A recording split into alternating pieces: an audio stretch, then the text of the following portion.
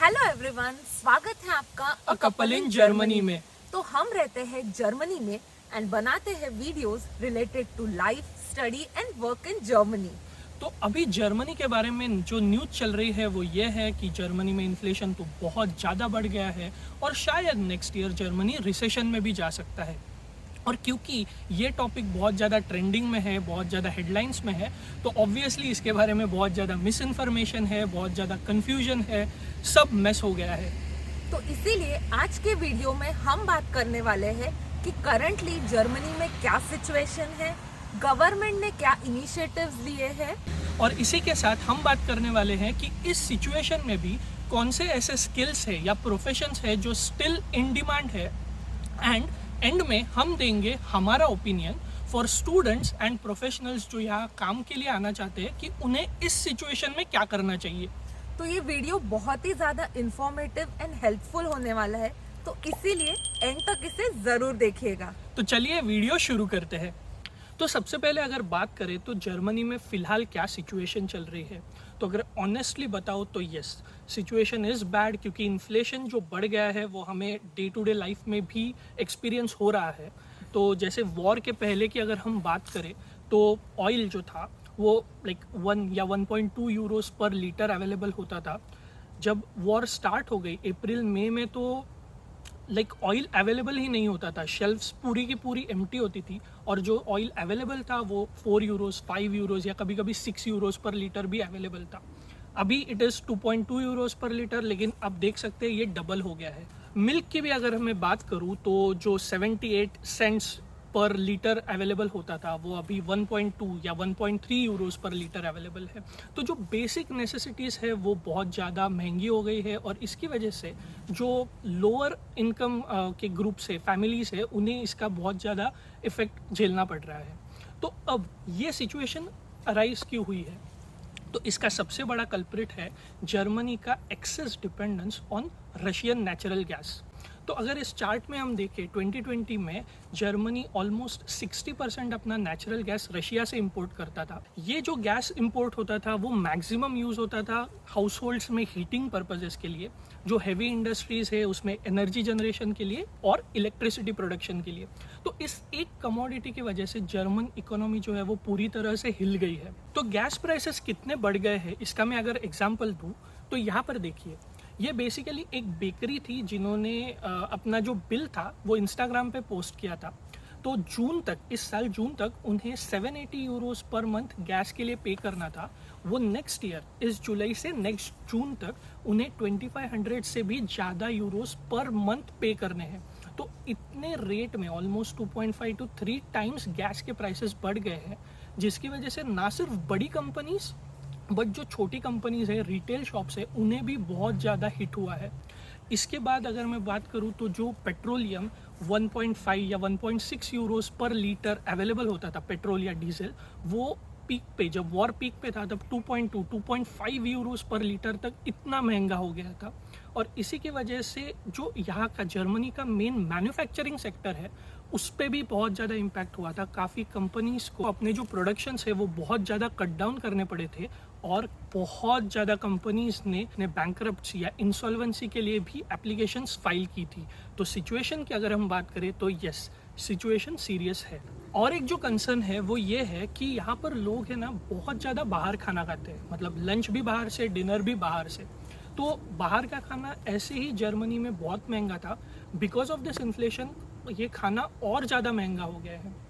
तो लोगों के लिए जो अपनी सैलरी मिलती है उसमें ये सारी चीज़ें जो इन्फ्लेशन की वजह से दाम बढ़ गए हैं और बाहर का खाना, इसकी वजह से पैसे बचाना ये बहुत बड़ा प्रॉब्लम हुआ है। तो इस केस में मैं कहूँगा कि ये पर्टिकुलर जो प्रॉब्लम है ये हमारे लिए इतनी एप्लीकेबल नहीं होती है, क्योंकि इंडियंस जो है जनरली घर पे खाना बनाते हैं। हम लोग लाइक ड्यूरिंग द वीक यही सोचते हैं कि रात में थोड़ा सा खाना ज़्यादा बना ले ताकि नेक्स्ट डे टिफ़िन के लिए ले जा सकते हैं। तो ये प्रॉब्लम इतनी हमें हिट नहीं करेगी, लेकिन जो जर्मन से या बाकी इंटरनेशनल जो क्राउड है, यूरोपियन कंट्रीज से लोग हैं, उन्हें इसका बहुत ज़्यादा प्रॉब्लम होने वाला है। तो हमने सारे प्रॉब्लम्स जान लिए, राइट? तो अब बात करते हैं कि गवर्नमेंट ने कौन से इनिशिएटिव्स लिए या कौन से अंडर डिस्कशन है। तो सबसे पहले जो सक्सेसफुल इनिशिएटिव था वो था 9 यूरो टिकट का। तो जर्मनी में like from June to August summer season रहता है, तो लोग फैमिली के साथ या फ्रेंड्स के साथ काफ़ी ज़्यादा बाहर जाना या आउटिंग प्रेफर करते हैं। तो ये जो 9 यूरो टिकट की स्कीम थी उसका एडवांटेज ये था कि आप सिर्फ 9 यूरो में all over Germany regional transport से ट्रैवल कर सकते हैं। तो ये जो इनिशिएटिव था ना वो काफ़ी ज़्यादा हिट रहा, तो अराउंड 50 मिलियन टिकट सेल हुए।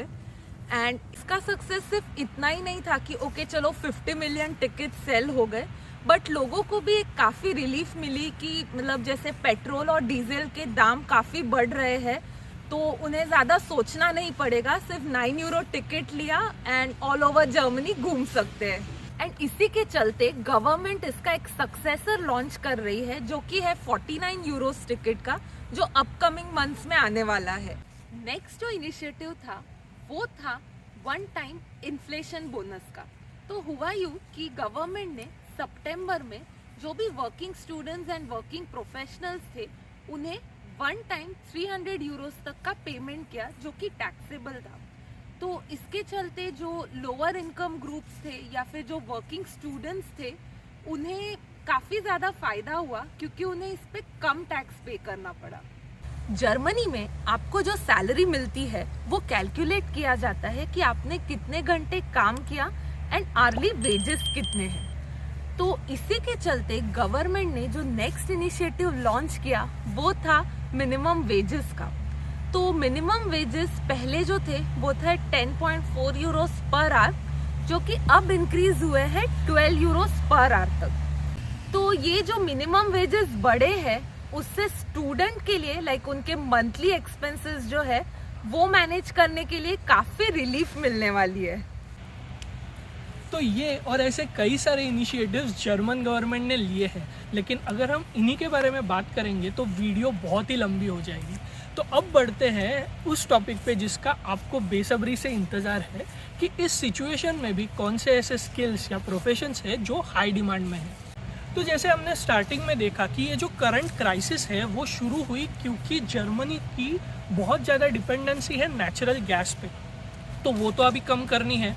और क्योंकि जर्मनी पेरिस एग्रीमेंट का मेंबर है तो वो कोल पे भी डिपेंड नहीं कर सकती है, तो इसका इमीडिएट अल्टरनेटिव होता है रिन्यूएबल एनर्जी। तो इस ग्राफ में जैसे आप देख सकते हैं 2021 में जर्मनी ऑलमोस्ट 50% के आसपास अपनी इलेक्ट्रिसिटी प्रोडक्शन रिन्यूएबल सोर्सेज से कर रहा था। वही चीज़ वही इलेक्ट्रिसिटी प्रोडक्शन ऑलमोस्ट 56% हो गया है इन 2022। और जर्मन गवर्नमेंट का एक एम्बिशियस प्लान है कि 2030 तक उन्हें रिन्यूएबल एनर्जी से इलेक्ट्रिसिटी प्रोडक्शन 80% तक ले जाना है। और यही हमारी सबसे पहली इन डिमांड प्रोफेशन है, renewable energy and clean energy. तो रिन्यूएबल एनर्जी या क्लीन एनर्जी रिलेटेड काफ़ी सारे कोर्सेज जर्मन यूनिवर्सिटीज़ ऑफर करते हैं। तो if you are interested then do check out for these courses, क्योंकि ये एक प्रोफेशन ऐसा होने वाला है ना सिर्फ जर्मनी में but all around the world in coming years इसकी डिमांड बहुत ज़्यादा बढ़ने वाली है। नेक्स्ट हम बात करते हैं इंजीनियरिंग फील्ड के बारे में। तो स्टार्टिंग में जब हमने बताया कि यहाँ पर बड़ी इंडस्ट्रीज़ को बहुत ज़्यादा नुकसान हो रहा है या फिर काफ़ी सारी इंडस्ट्रीज़ ने बैंक्रप्सी के लिए फ़ाइल की है, तो हम ये कहना चाहते हैं कि आप निराश मत हो जाइए। इंजीनियरिंग फील्ड में भी काफ़ी ज़्यादा अपॉर्चुनिटीज़ है जर्मनी में आज भी, लेकिन जो नेचर है वो चेंज हो गया है। अगर हम जर्मनी की बात करें तो यहाँ की इंडस्ट्रीज़ जो है वो ऑटोमेशन या डिजिटाइजेशन में इतनी ज़्यादा आगे नहीं है और यही इनका सबसे बड़ा चैलेंज है। तो अगर आप इंजीनियरिंग फील्ड से हैं तो आप अपने आप को इस तरह से अपस्किल कीजिए कि जो नए डिजिटाइजेशन या ऑटोमेशन के ट्रेंड्स हैं वो स्किल्स आप सीख लीजिए, जैसे इंडस्ट्री 4.0 या फिर IoT हो गया या आर्टिफिशियल इंटेलिजेंस रिलेटेड कुछ। अगर आप अपना अपस्किल करते हैं तो इंजीनियरिंग फील्ड में भी आपको काफ़ी ज़्यादा अपॉर्चुनिटीज़ मिल सकती है। तो बीइंग एन IT रिक्रूटर मुझे इंस्टा पे या इवन पर्सनली लिंक्डइन पे भी काफ़ी लोग पूछते हैं कि मैम आजकल जो जर्मनी में सिचुएशन चल रही है तो उसके चलते IT या CS वालों के लिए क्या स्कोप है, क्या वाकई में जॉब्स है क्या, एक्सेट्रा एक्सेट्रा। तो मैं ये कहूँगी कि फ़िलहाल तो IT प्रोफेशनल्स के लिए कुछ ऐसे रोल्स हैं जिनकी काफ़ी ज़्यादा डिमांड है, जैसे कि फुल स्टैक डेवलपर हो गया, Java engineer, DevOps engineer, software tester, UI engineer etcetera. और एक और फील्ड जो बहुत ही ज़्यादा डिमांड में है आजकल, वो है साइबर सिक्योरिटी का। तो जैसे साइबर सिक्योरिटी एनालिस्ट हो गए या इवन साइबर सिक्योरिटी कंसल्टेंट हो गए, उनकी भी आजकल काफ़ी ज़्यादा डिमांड है। तो अगर आप आईटी या सीएस प्रोफेशनल है एंड आप अपस्किल करना चाहते हैं, तो ये जो मैंने रोल्स मेंशन किए, उसमें से जो कोई भी टेक्नोलॉजीज है उसके रिलेटेड अगर आप सर्टिफिकेशन करते हैं या अपस्किल करते हैं, तो आपके लिए जर्मनी में जॉब अपॉर्चुनिटी ज़्यादा है। तो जब मैं आईटी या सीएस प्रोफेशनल्स के बारे में बात करती हूँ, तो एक चीज़ जो बहुत ही ज़्यादा मुझे खटकती है वो है कि भाई आईटी है तो इसमें जर्मन का क्या रोल है, इंग्लिश में ही काम हो जाएगा। तो अग्रीड, जर्मनी में like English speaking IT roles है, बट अगर आप देखने जाए तो ये जो रोल्स है वो काफ़ी सारे रोल्स बर्लिन में है, क्योंकि बर्लिन में काफ़ी सारी स्टार्टअप कंपनीज है या इंटरनेशनल कंपनीज है जहाँ पे English speaking IT roles available रहते हैं। अगर आप सिर्फ इंग्लिश स्पीकिंग जॉब्स पे ही डिपेंड करते हैं तो कंपटीशन बहुत ही ज़्यादा हाई है।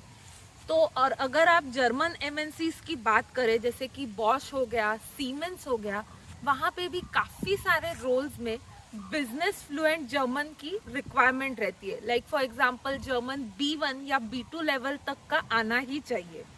तो मैं यही सजेस्ट करूँगी कि अगर आपको करियर प्रोग्रेशन करना है जर्मनी में, या अगर आप चाहते हैं कि आपका सीवी शॉर्टलिस्ट हो जाए, इंटरव्यू स्टेज तक पहुँचे, तो जर्मन प्रोफिशिएंसी आना काफ़ी ज़्यादा बेनिफिशियल रहने वाला है।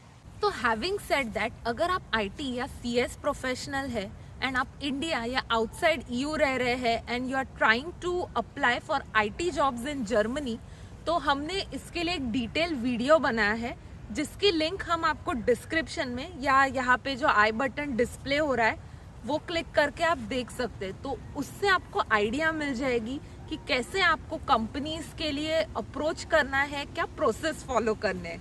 तो ये वीडियो खत्म होने के बाद आप उस वीडियो को भी ज़रूर देखिएगा। Hey guys, sorry to interrupt the video, पर आप में से अभी तक सिर्फ 7% लोगों ने ही हमारे चैनल को सब्सक्राइब किया हुआ है। तो अगर आपको हमारा कंटेंट यूजफुल और हेल्पफुल लग रहा है तो do consider subscribing to the channel, ताकि हमारा चैनल भी ग्रो कर सके।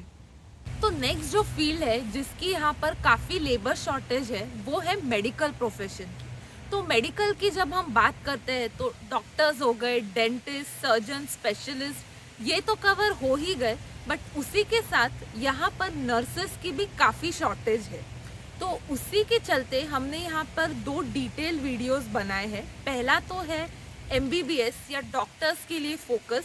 तो जो भी एमबीबीएस ग्रेजुएट्स है वो जर्मनी आना चाहते हैं या जर्मनी में एज अ मेडिकल वर्क करना चाहते हैं, तो उनके लिए ये वीडियो काफ़ी ज़्यादा बेनिफिशियल है। एंड नेक्स्ट जो वीडियो है वो है रिगार्डिंग नर्सिंग अपॉर्चुनिटीज़ इन जर्मनी। तो ये दोनों वीडियोस की लिंक हमने नीचे डिस्क्रिप्शन बॉक्स में मेंशन की है, तो इन वीडियोस को भी ज़रूर चेक कीजिएगा। अगर हम रिसर्च एंड डेवलपमेंट की बात करें और उसमें जर्मनी का नाम ना आए, ये तो हो ही नहीं सकता। तो काफ़ी ऐसे प्रोफेशंस या काफ़ी ऐसी फील्ड्स है जहाँ पर रिसर्चर्स या साइंटिस्ट्स की सख्त कमी है जर्मनी में। अगर मैं कुछ एग्जांपल्स दूँ तो वो हो जाएंगे बायोटेक्नोलॉजी या मेडिकल इंजीनियरिंग, फिज़िक्स, केमिस्ट्री। तो अगर आप इस फील्ड से या इस प्रोफेशन से बिलोंग करते हैं एंड जर्मनी को एज अ रिसर्च डेस्टिनेशन देखना चाहते हैं, आपको यहाँ पर पीएचडी करनी है या आप ऑलरेडी पीएचडी की है आपने तो पोस्ट डॉक्टरेट करना चाहते हैं, तो काफ़ी सारे इंस्टीट्यूशंस हैं जो ऐसी पोजीशंस ऑफ़र करते हैं, फंडिंग, स्कॉलरशिप्स ऑफ़र कर सकते हैं। आप यूनिवर्सिटी के डिफरेंट पोजीशंस भी चेक कर सकते हैं ऑन डाड या फिर फाइंड अ पीएचडी जैसे पोर्टल्स पे। इन शॉर्ट अगर मैं कहूँ कि आप इस प्रोफेशन से बिलोंग करते हैं और रिसर्च में बहुत ज़्यादा इंटरेस्ट रखते हैं, तो जर्मनी में आपके लिए बहुत ज़्यादा अपॉर्चुनिटीज़ है। तो ये सारे प्रोफेशंस देख के आपको अब क्लैरिटी तो आ ही गई होगी कि कौन से इन डिमांड प्रोफेशंस है या कौन से इन डिमांडिंग होने वाले हैं। तो अब हम फाइनल सेक्शन की तरफ बढ़ते हैं, जहाँ पर हम देंगे हमारा ओपिनियन कि आपको इस सिचुएशन में क्या करना चाहिए। सबसे पहले बात करते हैं स्टूडेंट्स के लिए। तो अगर आप मास्टर्स के लिए या बैचलर्स के लिए जर्मनी आने की सोच रहे हैं तो हमारे ओपिनियन में अगर अगले साल रिसेशन आता भी है तब भी आपकी स्टडीज़ ख़त्म होने तक वो जो फेज़ होगी स्लो डाउन की वो चली जाएगी। तो आपको इतना ज़्यादा सोचने की या इतना ज़्यादा टेंशन लेने की ज़रूरत नहीं, ये हमारा ओपिनियन है। तो अगर आप करंटली पढ़ रहे हैं तो मेक श्योर कि आप प्रैक्टिकल वर्क एक्सपीरियंस गेन करने की कोशिश कीजिए through like part time jobs in companies या फिर इंटर्नशिप्स। तो हमने इस पर भी एक सेपरेट वीडियो बनाया है कि आप कैसे पार्ट टाइम अपॉर्चुनिटीज़ ग्रैब कर सकते हैं, इंटर्नशिप्स ग्रैब कर सकते हैं। तो ये वीडियो ज़रूर चेक कीजिए, it will be very helpful to you and try to improve your German skills. This will be very very important for you. या फिर हम बात करते हैं वर्किंग प्रोफेशनल्स के लिए। तो सबसे पहले बात करते हैं आईटी या सीएस प्रोफेशनल्स के बारे में जो इंडिया या आउटसाइड ईयू रह रहे हैं एंड जर्मनी में जॉब करने के लिए आना चाहते हैं। तो डेफिनेटली लाइक जैसे पहले कहा कि आईटी या सीएस की काफ़ी ज़्यादा डिमांड है, तो इन्फ्लेशन का इस पे इम्पैक्ट तो हो ही रहा है, वो तो हर फील्ड में होने ही वाला है।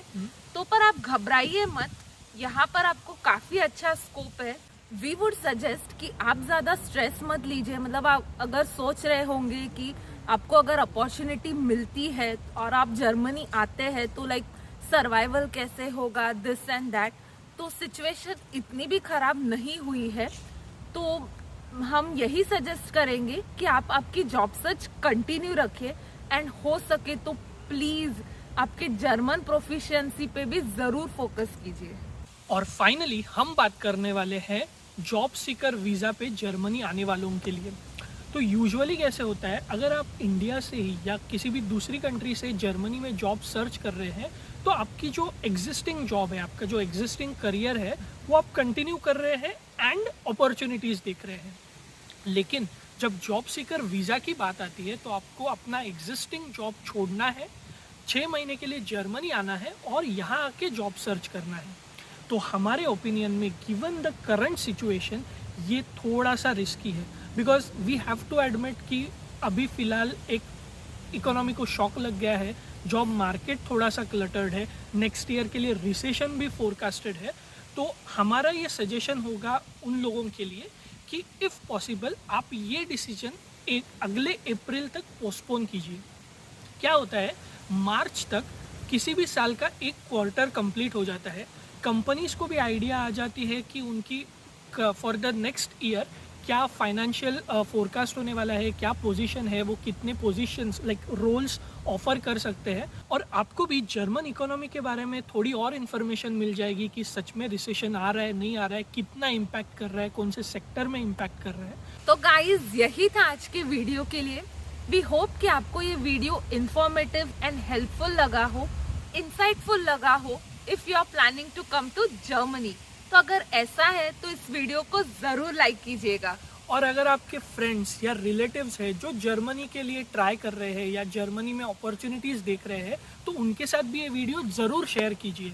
और सबसे इम्पॉर्टेंट चीज़, अगर आपने अभी तक चैनल को सब्सक्राइब नहीं किया है तो do subscribe to the channel, जिससे हमारा चैनल भी ग्रो कर सके।